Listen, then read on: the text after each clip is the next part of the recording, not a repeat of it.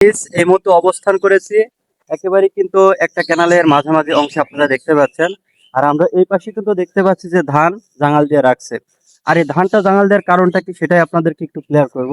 আপনারা মোটামুটি সবাই অবগত আছেন, দীর্ঘ কয়েকদিন ধরেই কিন্তু প্রচুর পরিমাণে কিন্তু বৃষ্টি হচ্ছে। আর এই বৃষ্টি হওয়ার কারণে কি করছে, সাধারণ মানুষেরা প্রচুর পরিমাণে ভোগান্তির ভিতরে আছে।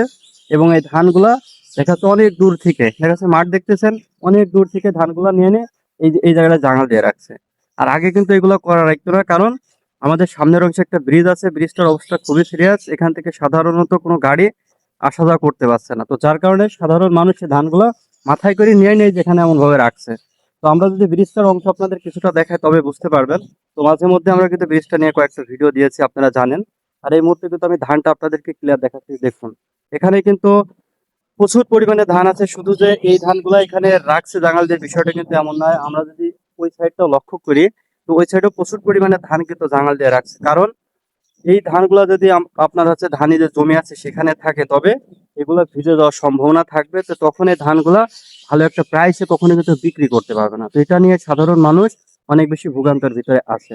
আর আপনাদের এবার ব্রিজটা আমি একটু দেখাই যে ব্রিজের উপর দিয়ে কেন গাড়ি আসছে না আর সাধারণ মানুষের কেন এত অতিরিক্ত ভোগান্তি, সেটা সম্পর্কে একটু বলি।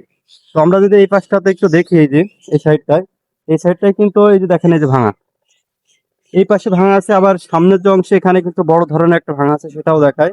এই যে দেখুন, এই সাইডটা প্রচুর পরিমাণে ভাঙা আছে। তো যার কারণে অনেকে কি করছে, এখানে কাঠ দিয়ে সাধারণত যে ভ্যানগুলো আছে অল্প জায়গার ভিতরে চলাফেরা করতে পারে। তো যার কারণে কি করছে, এখানে হচ্ছে কিছুটা কাঠ কিন্তু দিয়ে রাখছে। তো এই কাঠ দিয়েও দেখা যাচ্ছে অনেক সময় ঝামেলার ভিতরে পড়ছে, কারণ এই কাঠটা যখনই এদিক ওদিক ছড়িয়ে যাচ্ছে তখনই দেখা যাচ্ছে এর নিচে ভ্যান চলে যাচ্ছে। এর আগেও অনেক দুর্ঘটনা এখানে হয়েছে।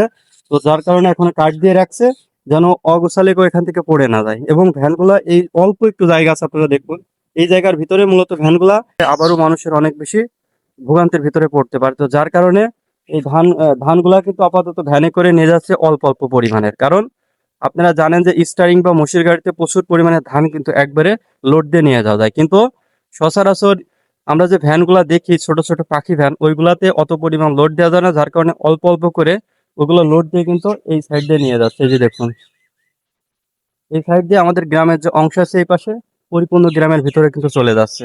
তো বেশি কথা বাড়াচ্ছে না, সবাই ভালো থাকবেন, সুস্থ থাকবেন। আসসালামু আলাইকুম।